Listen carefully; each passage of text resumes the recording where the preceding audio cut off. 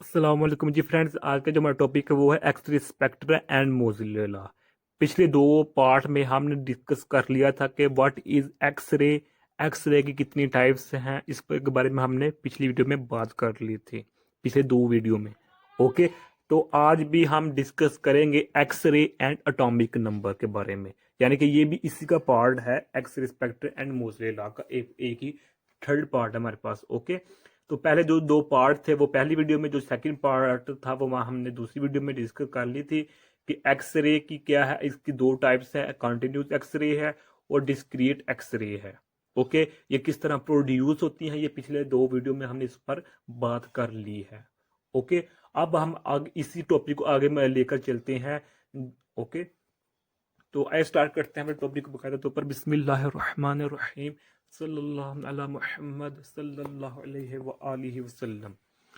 अब चूंकि हमने डिस्कस कर लिया है कि एक्सरे क्या है, कि हमारे पास ये लोअर वेवलेंथ हाई फ्रिक्वेंसी वाली रेंज यानी कि रेडिएशन होती है, और ये हमारे पास इलेक्ट्रोमैग्नेटिक रेडिएशन होती है।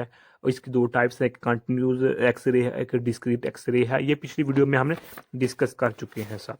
ओके, और अब हम बात करते हैं कि एटॉमिक नंबर और एक्सरे के दरमियान क्या रिलेशनशिप है। ओके, ये इसी यानी कि टॉपिक का पार्ट है। बिफोर मोजले, यानी कि मोजले के आने से पहले जो हमारे पास पीरियाडिक टेबल था, उसमें जो एटम्स की तरतीब थी वो किस बुनियाद पर थी? वो थी एटॉमिक मैसेज की बुनियाद पर। एटॉमिक मैसेज की बुनियाद पर उसकी अरेंजमेंट थी एटम्स की इन periodic table. Atomic message mean atomic weight, atomic weight. और हम जानते हैं कि एटॉमिक मैसेज यानी कि एटॉमिक वेट हमारे पास क्या होता है? प्रोटॉन होते हैं और हमारे पास न्यूट्रॉन होते हैं। ये दो चीजें होती हैं एटॉमिक मैस में।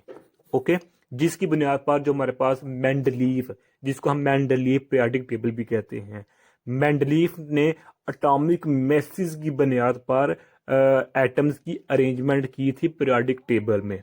ओके हो गया। लेकिन इसके बाद जब 1913 या 1914 में, यानी कि 1913 या 1914 में जब मोजले आया था, तो इसने बहुत अच्छा काम किया था।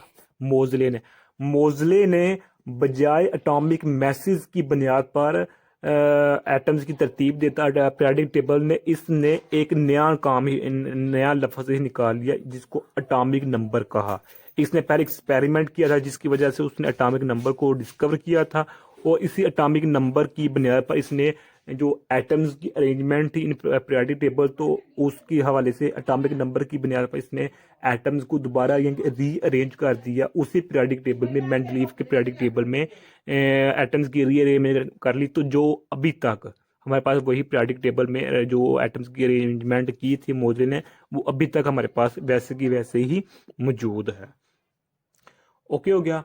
अब हम देखते हैं कि एटॉमिक नंबर जिसको हम जी से शो करते हैं, यानी जेड से, जेड से डिनोट करते हैं हम, ये हमारे पास बला है क्या।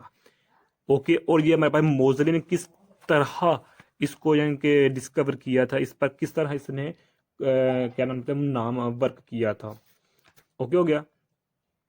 और ये हमारे पास जो this method was based on measuring and analyzing characteristics x rays of element. Okay, यानी कि इसको हम एक्सरे को यूज करते हुए ही हम यानी कि जो एटॉमिक नंबर है इसको डिनोट करते हैं, इसको एटॉमिक नंबर को डिस्कवर करते हैं। मैं दोबारा फिर अगेन बता रहा हूं कि जो हम ये स्टडी कर रहे हैं, ये एक्सरे स्पेक्ट्रा और मोजले लॉ का थर्ड पार्ट हम यूज कर रहे हैं। यानी कि ये कह लें कि इस टॉपिक का हम थर्ड सब टॉपिक ये यानी कि अब स्टडी कर रहे हैं। ओके हो गया। अब चूंकि हमने मेंडलीव का पर बात कर ली, मोजले पर बात की, चूंकि मोजले ने ऑलमोस्ट 30 या से 40, कोई कहता है कोई 38, कोई कहता है 39, कोई कहता है 40, यानी कि यहाँ इतनी रेंज में इसने न्यू जो एलिमेंट्स है वो भी डिस्कवर किए थे by bombardment electrons in x ray tube. Okay, यानी कि इसने एक्सरे ट्यूब को यूज करते हुए एलिमेंट्स को 38 एलिमेंट्स को यानी कि डिस्कवर किया था। ओके, और उनकी रेगुलरिटीज को भी, यानी कि एटम्स की रेगुलरिटीज को भी पीरियोडिक टेबल में इसने रीअरेंज भी किया था। ओके हो गया। अब हम इसकी जो फंडामेंटल है इसका मोजरे लॉ का, वो है हमारे पास एटॉमिक नंबर, जिसकी बुनियाद पर इसने एटम्स को एक पीरियोडिक टेबल में एक नई शक्ल दी थी। अब हम इसमें अगर हम मोजले लॉ से कोई एक जो हम फार्मूला ड्राइव करते हैं, अगर उसको हम इधर लिखें डायरेक्ट, तो इस तरह लिख सकते हैं कि जो फ्रीक्वेंसी है इज डायरेक्टली प्रोपोर्शनल है हमारे पास Z-1। ये हमारे पास फ्रीक्वेंसी, ये हम फार्मूला जो मैंने ये डायरेक्ट लिखा हुआ है। अगर हम इसके डेरिवेशन में जाएंगे तो ये वीडियो लंबी हो जाएगी और मज़ीद लंबी हो जाएगी, इसलिए मैंने जो ये फार्मूला डायरेक्ट लिखा हुआ है कि हमारे पास जो ये फार्मूला, इसमें जो फार्मूला में जो हमारे पास फ्रीक्वेंसी है, ये फ्रीक्वेंसी हमारे पास होती है इसकी इमिटेड लाइन होती है एक्स रे की, जो हमारे पास एक्स रे की इमिटेड लाइट, यानी कि जो हम यानी पिछली वीडियो में हमने डिस्कस किया था, ये हमारे पास कि हमारे पास पूरी चार्ज है। मिसाल के तौर पर जब हमने इलेक्ट्रॉन की जो जो भी बीम है, मिसाल के तौर पर हमने इस फर्स्ट शेल पर गिराई तो इससे एक इलेक्ट्रॉन मूव हो गया, तो इस इलेक्ट्रॉन की जगह को पुर करने के लिए जब इससे इलेक्ट्रॉन इस जगह आएगा तो इससे एक ख़ास किस्म की जो हमारे पास क्या नाम लेते हैं रेडिएशन जो निकलेगी, जो रेडिएशन निकलेगी उसी को हम नाम दे देते हैं के अल्फ़ा का।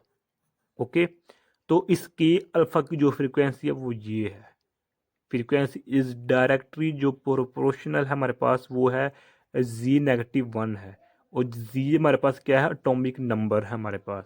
इधर हम बाज फार्मूला में इस तरह भी लिखा होता है कि इज Z-B है हमारे पास। ओके, चूंकि B की वैल्यू चेंजिंग होती रहती है, जो इसकी value of B is changing, इसकी वैल्यू चेंज होती रहती है, तो इसलिए हमने इस बी लिख लिया ए की जगह को। अब डिफरेंट मटेरियल के लिए बी की वैल्यू जो है वो है डिफरेंट हो सकती है। ओके हो गया। अब हम इस प्रोपोर्शनैलिटी को ख़त्म करेंगे तो हमारे पास इज इक्वल टू सी हो जाएगा और Z-B हो जाएगा, और जी जो हमारे पास सी है ये हमारे पास कांस्टेंट है, इसकी जो वैल्यू है वो ऑलमोस्ट एक ही एटम के लिए सेम रहती है। ओके, इसी को हम इस तरह भी लिख सकते हैं सी Z-B हो गया। ओके हो गया। अब इसकी जो इम्पोर्टेंस है उसके बारे में हम डिस्कस कर चुके हैं पहले कि मोज़िला लॉ के आने से बहुत ज़्यादा हमें पीरियोडिक टेबल में फ़ायदा हासिल हुआ है। अब इधर एक क्वेश्चन भी पूछा जाता है कि why characteristics x ray spectrum is more important than visible spectra in showing regularities of elements, यानी कि अगर पीरियोडिक टेबल में एलिमेंट्स की रेगुलरिटीज को शो करना है तो हम एक्स रे स्पेक्ट्रम को ही यूज़ क्यों करते हैं। हमारे पास कई और भी स्पेक्ट्रम, मिसाल के तौर पर विजिबल स्पेक्ट्रम, हमारे पास अल्ट्रा वाइड स्पेक्ट्रम, हम उनको क्यों नहीं यूज़ करते। इसी का जो हमारे पास आंसर है वो मैं पहले ही दे चुका हूँ कि जो एक्स रे होती है उसकी वेवलेंथ बहुत कम होती है, मीन उसकी फ्रीक्वेंसी बहुत ज़्यादा होती है। फ्रीक्वेंसी बहुत ज़्यादा क्या होती है, इसका मतलब क्या है, इसकी एनर्जी बहुत ज़्यादा होती है। ये स्मॉल से स्मॉल पार्टिकल में भी पेनिट्रेट कर सकती है एक्स रे। ओके, और सेकंड बात ये है कि एक्स रे जो हमारे पास होती है वो न्यूक्लियस के दरमियान जाती है, न्यूक्लियस के दरमियान से होती है, इधर से या इधर से। इससे हमारे पास जो न्यूक्लियस के दरमियान या कि इस पूरे एटॉमिक का जो हमारे पास इंफॉर्मेशन हो जाती है वो मिल जाती है एक्स रे से। ओके हो गया। क्योंकि जो एक्सरे होती है वो बहुत ज़्यादा अंदर तक पेनिट्रेट कर सकती है, यानी कि इससे जो पेनिट्रेट होती है, तो इसलिए हम कहते हैं कि जो हमारे पास एक्सरे है ये ज़्यादा यूज़फुल है to determine the regularities of elements in periodic table.